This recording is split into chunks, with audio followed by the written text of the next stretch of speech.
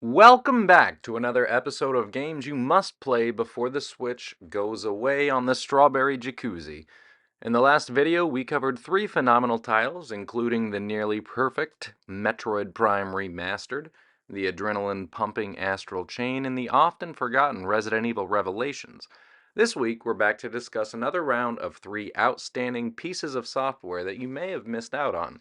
So, whether you're a seasoned Switch owner who is looking to pick up on some titles you may have missed over the last several years, or someone who is brand new to the console and are feeling overwhelmed by the massive library suddenly available to you, here are three games you must play before the Switch goes away.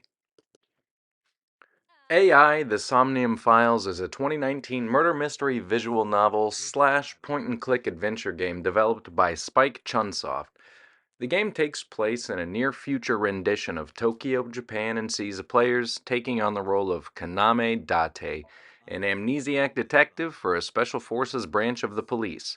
Throughout your journey, you are aided by Aiba, an artificial intelligence who resides in your technologically advanced prosthetic eyeball, who assists you with everything from making phone calls and logging evidence to providing you with superhuman optic abilities such as X ray vision.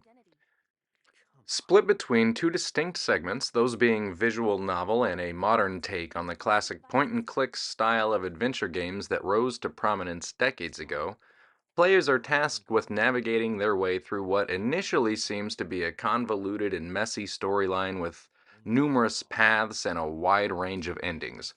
After each story arc, players have the ability to use in-game flowcharts to travel back to the different forks in the game's branching story to explore alternate choices and take advantage of opportunities they may have ignored their first time through. This also gives you the opportunity to make new decisions which are influenced by evidence you picked up while exploring other paths of the story. According to Wikipedia, two of the game's core themes are eyes and different types and expressions of love, reflected in how the title AI is pronounced I and how I is the Japanese word for love. The title also has additional meanings in that it is pronounced like the English word AI and is short for artificial intelligence, and the somnium in the subtitle is taken from the Latin word for dream. The game's investigation-based puzzles are intentionally designed to be less difficult than those in the Zero Escape series, and are described as a modern take on the style of Hideo Kojima's 1994 adventure game Police Knots.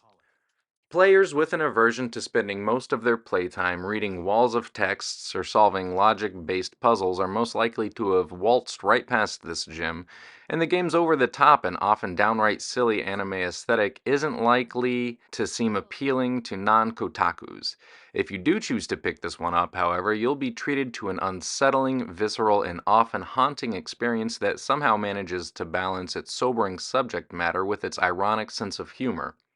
The game's voice acting is enjoyable, and the user interface makes the experience easy to navigate. AI The Somnium Files may not be for everyone, but just maybe you'll give it a shot and realize that it's for you. The next game we're going to talk about is A Space for the Unbound. This 2023 2D side scrolling pixel art adventure game, directed by Demis Delfiano, was released to favorable reviews and served as an absolute breath of fresh air to many gamers. Unbound sees the player controlling a character named Atma as he and his girlfriend Rhea explore the small hometown located in rural Indonesia. It's set in the late 1990s, and it is a fascinating journey through a landscape inspired by the developer's childhood experiences growing up in Indonesia. The game follows along in the tropes of many similar indie games in that you take control of a high school student with some memory deficiencies as you go through the motions of your mundane daily life before, by some weird twist of fate, you gain magical abilities and find yourself able to perform several supernatural feats. What sets A Space for the Unbound apart from the crowd, however, is its nearly unprecedented level of heart and relatability present in an otherwise mystical adventure. Atma and Rhea's abilities serve as synonyms for the angst and changes we have all experienced at one point or another in our lives, and for many of us, that time was most prominent during our formative teenage years. It's a somewhat standard superhero arc in that both main characters develop very different powers and struggle to find their own voice while being forced to choose a difficult path. What's different here is that the game's easygoing opening segments give the player the ability to actually feel some of the disdain and turmoil that would otherwise simply be implied. The story takes you on a roller coaster ride of emotions ranging from hopelessness and depression, but you'll also explore a tale of hope and healing. Plus, you get to pet and name stray cats, and that's always nice. Oh, and there's a segment where you find yourself in this otherworldly courtroom full of honking geese while some crazy woman screams about how she desires nothing more than to set the whole world on fire. You know, same kind of stuff we all do every day. The third and final game we're going to be talking about today is actually a remake, although I can guarantee you've probably never experienced the original source material before. You see, Live Alive, released exclusively on the Nintendo Switch in July of 2022, is a complete remake of the 1994 Super Famicom game by the same name that never left its home shores of Japan. Perhaps perfectly poetically, playing Live Alive in its modern HD 2D carnation feels like jumping into a JRPG wormhole and traveling back in time to a period where developers and game designers were first beginning to truly experiment with what could be done with the genre. Everything about the game, from the grid centric turn based combat to the various main characters, each in a different time period, to the multiple endings, served as a precursor of sorts to many of the common features we see in this genre today. Critics praised the game's visuals, its sound design, engaging story, and gameplay variety all alike. Currently sitting at just over an 80% on Metacritic, Live Alive is a perfect game for anyone looking to scratch a nostalgic itch while still experiencing something brand new.